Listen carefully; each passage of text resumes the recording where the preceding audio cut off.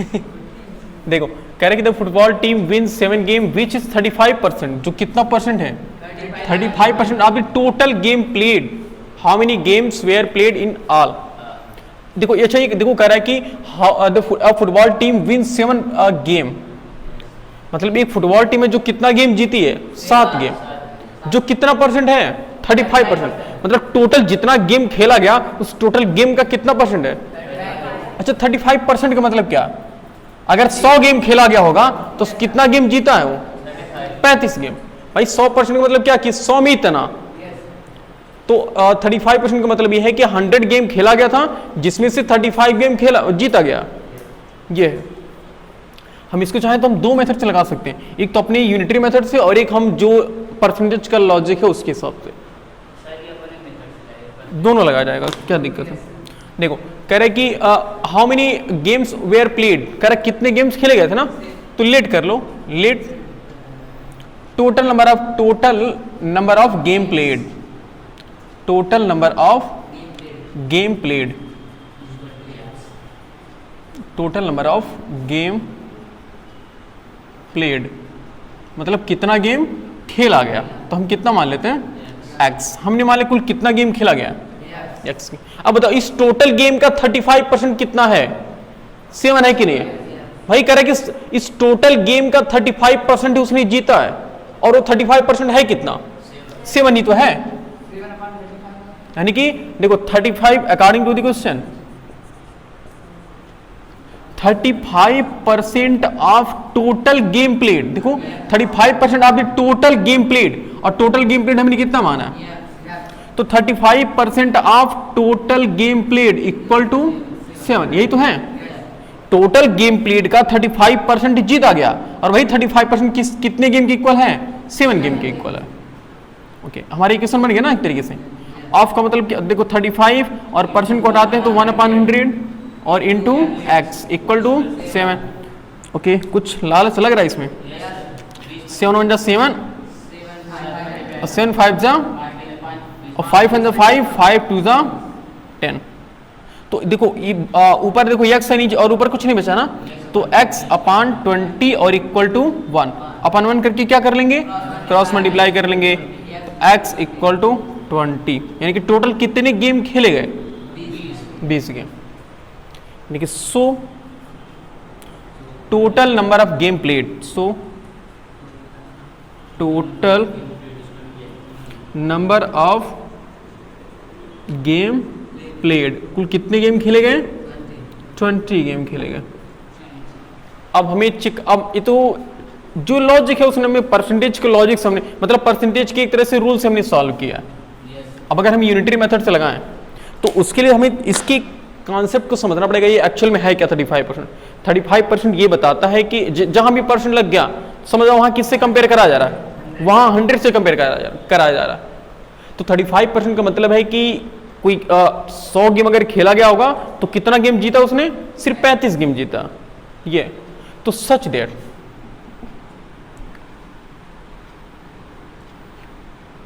देखो 35 game win, 35 game जीता गया कितने गेम में 100 गेम में ना यार, परसेंटेज है परसेंटेज, वही दिख रहे हैं, थोड़ा सा कॉन्सेप्ट क्लियर होना चाहिए इसके लिए। 35 देखो 35% का मतलब है कि इतना परसेंट 100 में से इतना जीता गया, तो 35 game win, 35 game will win 35 game जीता गया कितने गेम में से 100 गेम में से, तो एक गेम कितने में से जीता जाता सोचो, एक गेम विल विन कितने में से, तो 100/35 और हमें कितना गेम जीता है 7 गेम, तो 7 गेम विल विन, तो 7 गेम विल विन, तो मल्टीप्लाई कराओगे ना भाई, एक गेम में इतना गेम लग रहा है, एक गेम जीतने में इतना गेम लग रहा है, तो 7 गेम जीतने के लिए तो 100/35 और इंटू 7, तो 7 5 जा 35, 5 2 जा 10, यानी कितना आ गया 20 गेम। समझ पा रहे हो, ये थोड़ा सा अजीब लग रहा होगा क्योंकि यूनिटरी मेथड है भाई, ये सबसे अच्छा होता है मेरे ख्याल से, ये कॉन्सेप्ट अगर क्लियर है तब सॉल्व कर पाओगे। नोट करो, ये लेफ्ट वाला ही नोट करना अच्छे से, वो वाला अच्छे से, इसको भी नोट कर लेना आर करके।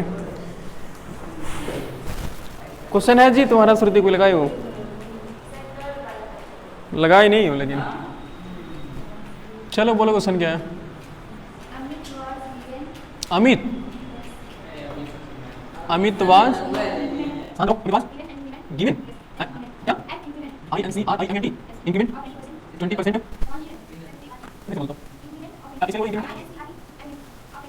of 20% on his salary if his new salary is rupees 30600 increment what was his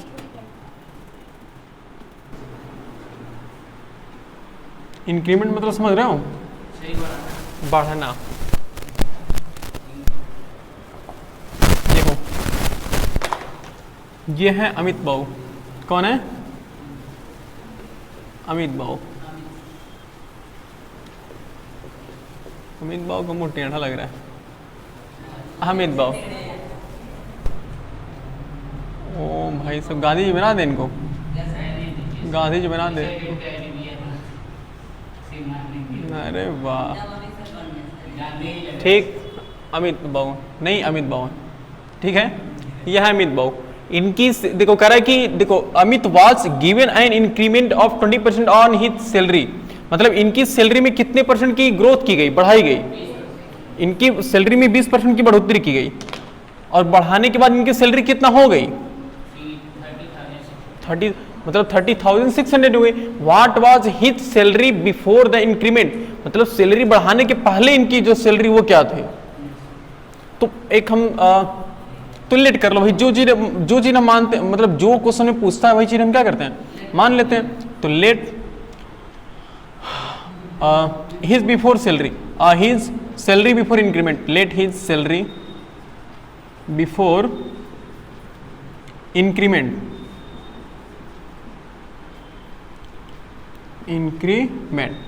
equal to x rupees. हाँ देखो, let his salary before increment कितना है? X rupees. मतलब हमने मान लिया कि बढ़ोतरी, मतलब उनकी सैलरी बढ़ने के पहले उनकी सैलरी कितनी थी? ये एक्स रुपए थी। अब देखो according to the question, question के अकॉर्डिंग क्या करा, कह रहा उनकी सैलरी पहले एक्स रुपए थी, लेकिन उसमें कितनी इस इनकी सैलरी का इनकी सैलरी का कितना परसेंट इंक्रीज किया गया है? इनकी सैलरी का 20% इंक्रीज किया गया, यानी कि 20% ऑफ एक्स।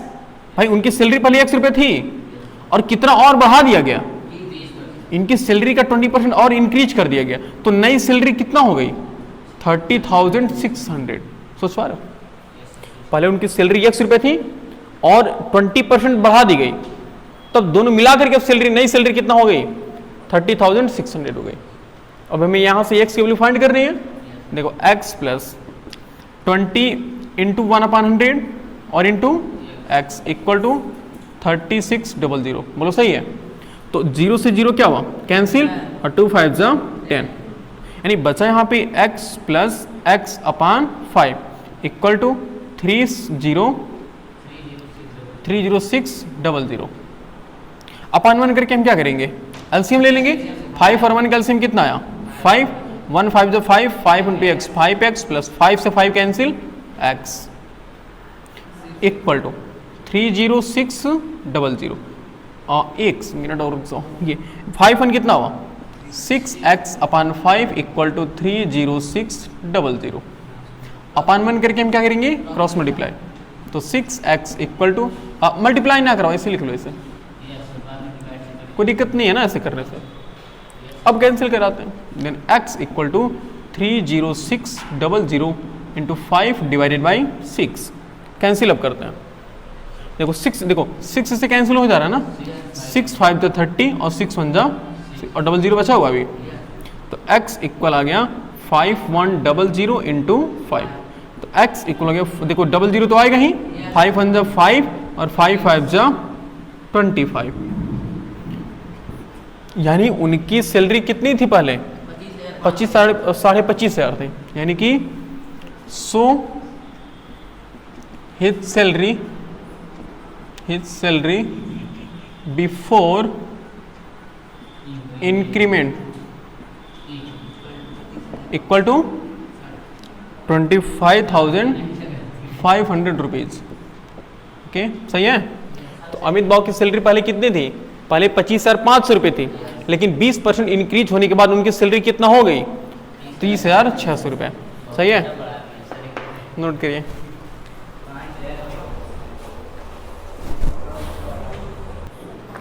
बोलिए क्वेश्चन क्या है? 13 वाला। ओके, सोनल अटेंडेड हर स्कूल। सोनल लड़का एक लड़की है, बताओ। सोनल लड़का एक लड़की है, बिल्कुल बात सही। हर school on 204 days in a full year if her attendance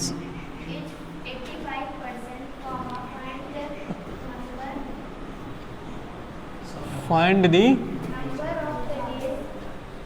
the number after of the days, number of days ऐसे बोलो ना, number of days on which the school was open। देखो अच्छा क्वेश्चन है जी, ओपन है। ओके, मतलब खुला था। ईडी लगाने से क्या हो जाता वो, उसका फॉर्म सेकंड फॉर्म हो जाता ना वो। चलो बातें आगे करते हो। देखो ये है मिसिस सोनल, ये इनकी चोटी है। भाई पता कैसे चलेगा लेडीज है? देख रहे हो किधर जा रही है? दिक्कत हो गई। ओहो, चलो इसको बैग दे देते हैं, रुक जाओ। भागो बैग लेकर के, एकदम भाग रही उड़ रही है। इसको जाना है, कहाँ से कहाँ जाना है? ऐसे ही स्कूल जा रही है। अभी स्कूल बनाएगी तो ज़्यादा टाइम लग जाएगा, छोड़ो। अज्यूम कर लो ये स्कूल है।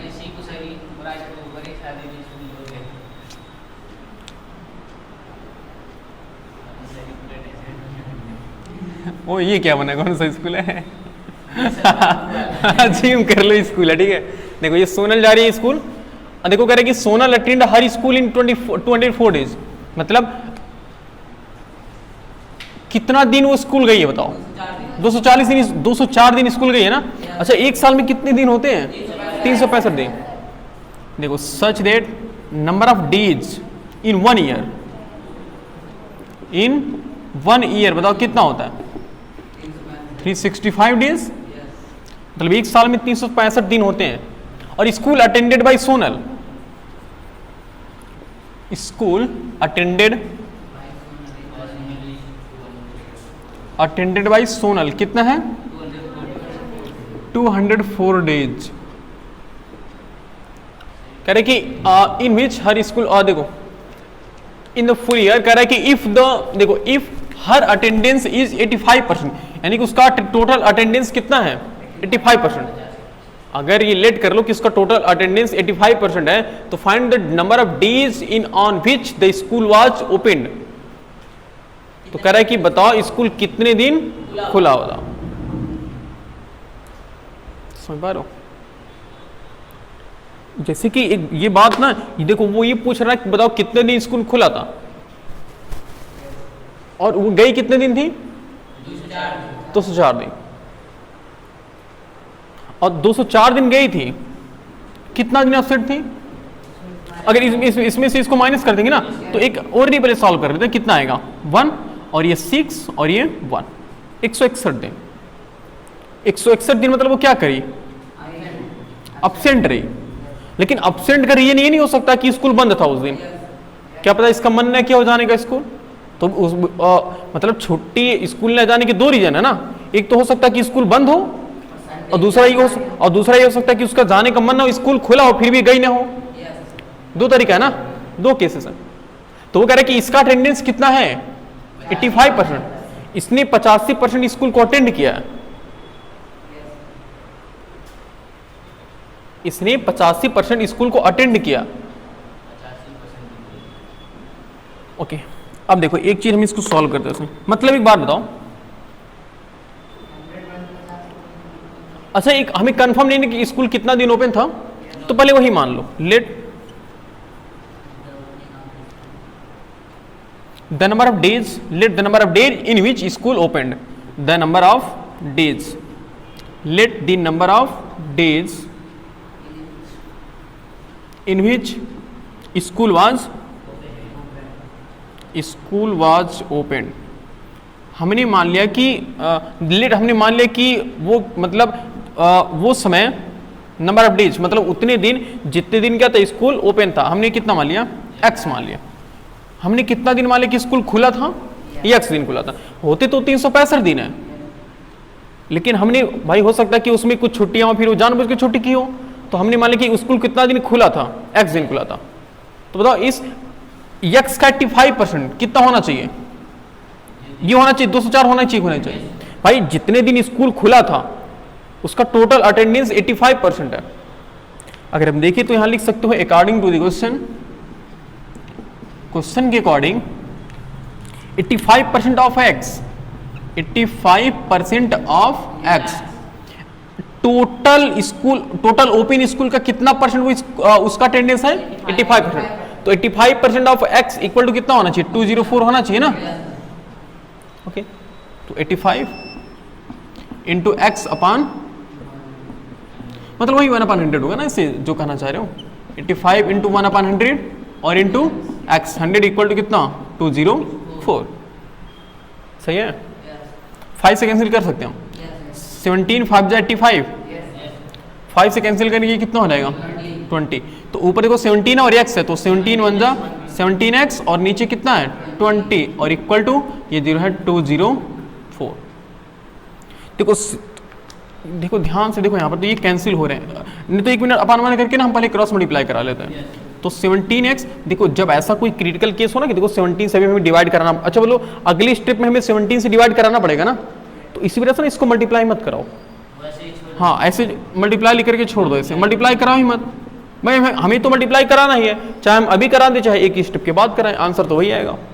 तो अब से हम x इक्वल कितना हुआ देखो 20 इंटू 204 अपान देखो 17 से डायरेक्टली कटता हुआ दिख रहा है। 17 में 17 बचेगा 3 और 17 2 जा 34, 17 दूना 34। देखो 17 का नाम 17 देखो 17 का नाम 17 है और 17 दूना 34 12 हुआ, यानी x इक्वल हुआ 20 इंटू 12 यानी x इक्वल कितना 240। यानी कितना दिन 365 दिन में कितना दिन स्कूल खुला था 240 दिन बिल्कुल। So number of days, so the number, अच्छा हमसे पूछता अब एक minute, so the number of days in which सोनल नहीं इन विच स्कूल ओपन, हाँ स्कूल ओपेंड कितना है 240, हाँ 240 डेज। अच्छा अगर हमसे क्वेश्चन में पूछता कि find the number of days in which school closed, तो क्या करते 240 में से इसको माइनस कर देते नहीं, 240 दिन स्कूल खुला था तो 365 में से माइनस करते ना, तो number of days in which school will be मतलब स्कूल वाज क्लोज्ड, जिसमें स्कूल क्या था बंद था। नोट कर लो, ये अच्छा क्वेश्चन था वैसे।